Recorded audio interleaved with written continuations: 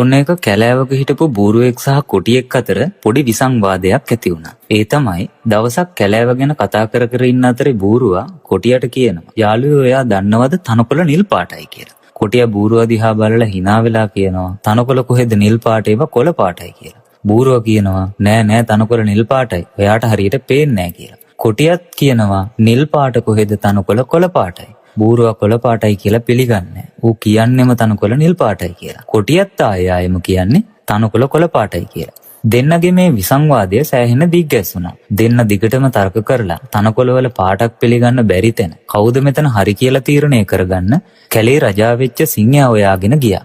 සිංහයා ඉන්න ගුහාවට ලං වෙද්දී ඈත තියාම සිංහයාව දැකපු බූරුවා කෑ ගහලා සිංහයාගෙන් ඇහුවා, රජතුමනි තනකොළ නිල් පාටයි නේද කියලා. බුද්ධිමත් සිංහයා බොහොම සංසුන්ව කිව්වා, ඔබට පේන්නේ එහෙමනම් තනකොළ නිල් පාටයි.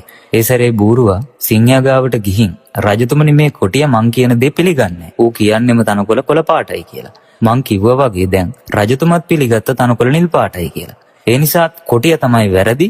කොටියාගේ වැරද්දට දඬුවම් කරන්න කියලා සිංහයාගෙන් ඉල්ලුවා. සිංහයා පොඩ්ඩක් කල්පනා කරලා, හරි කොටියට අද ඉඳන් අවුරුදු 5ක් යනතෙක් කතා කිරීම තහනම් කියලා බූරුවා ඉදිරියේම දඬුවම් නියම කරලා ගැටලුව විසඳුවා. උඩ පැන නට බූරුවා සතුටින් එතනින් පිටත් වුණා. ඊට පස්සේ අන්දමන්ද වෙලා හිටපු කොටියා සිංහයා ගාවට ගිහින් අහනවා, ඇත්තටම තනකොළ කොළ පාටට තියෙද්දි ඇයි ඔබතුමා තනකොළ නිල් පාටයි කියලා කිව්වේ? ඒ සැරේ සිංහයා කියනවා, ඔව් තනකොළ නිල් පාට නෑ කොළ පාටයි. නමුත් ඇත්ත දැනගන්න හෝ පිළිගන්න උවමනාවක් නැති අය එක්ක තර්ක කරලා තේරුමක් නෑ. ඒකට වැය වෙන කාලයත් අපරාධේ. ඒ නිසායි මම බූරුවාගේ පිළිතුර බාරගත්තේ. එතකොට කොටියා අහනවා, එහෙනම් නිවැරදි මට ඇයි දඬුවම් කළේ කියලා.